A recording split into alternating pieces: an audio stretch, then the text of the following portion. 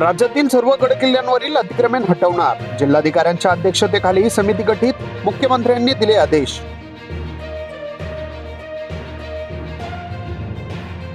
उद्धव ठाकरेंनी घेतली शरद पवारांची भेट, शिवसेनेच्या स्वबळाच्या घोषणेनंतर होणार चर्चा, मवियाची पुढील रणनीती ठरणार.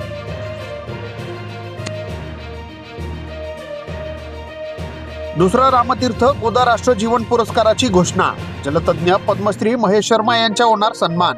7 फेब्रुवारीला राज्यपालांच्या हस्ते वितरण सोहळा. उपमुख्यमंत्री नाराज होऊन कुठे गेले, चंद्र दिसतोय का ते बघता, कोणत्या गावात गेले शोधा, आदित्य ठाकरेंचा एकनाथ शिंदेंवर निशाणा. गोपीनाथ मुंडे असते तर जिल्ह्यातून लात मारून हकलून दिलं असतं, आमदार नितीन देशमुखांचा मुंडेंवर निशाणा. अकोल्यात जन आक्रोश मोर्चात सहभागी.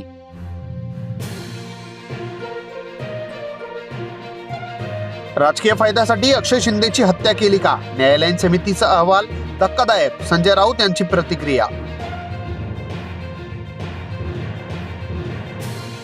शाळा व्यवस्थापकाला वाचवण्यासाठी फेक एन्काउंटर केला, अनिल देशमुख यांचा संशय, म्हणाले आम्ही व्यक्त केलेली शंका मात्र खरी.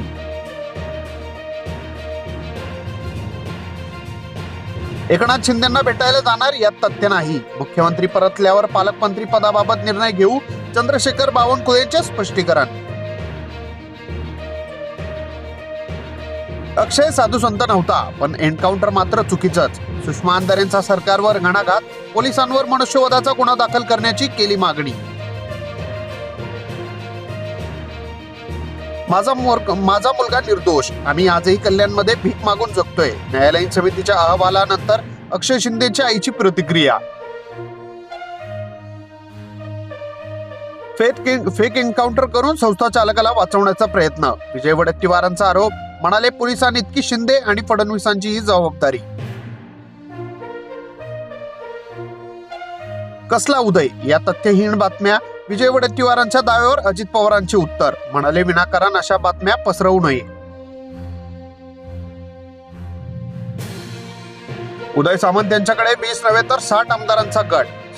संजय राऊतांची क्यू येते म्हणत उठाव कसा करायचा हे त्यांनी शिकावे, संजय शिरसाट यांचा पलटवार. सहकारी संस्थांच्या मुख्य आदेश समाजाचा विकास, राज्यपाल हरिभाऊ बागडे यांचे गोदावरी दूध संघाच्या सुवर्ण महोत्सवी वर्षानिमित्त मार्गदर्शन. पुण्यात होणार 8वी युवा संसद, अजित पवार छगन भुजबळ यांच्या मुलाखतीसह विविध सत्रे, 1500 तरुणांचा होणार सहभाग.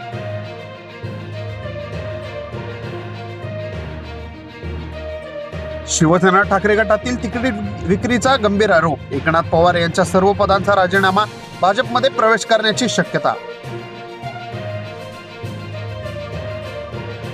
पुणे विभागात 20 लाख घरकुलांचे लक्ष्य, 100 दिवसात घरकुले पूर्ण करण्याचे ग्रामविकास सचिवांचे निर्देश.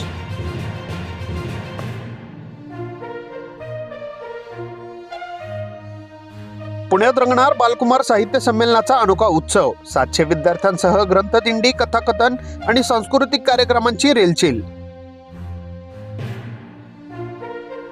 दारुड्या वडिलांचा खून करणाऱ्या अल्पवयीन मुलाला अटक, आईच्या मदतीने टॉवेलने गळा आवळला, मृतदेह नदीत फेकण्याचाही होता कट.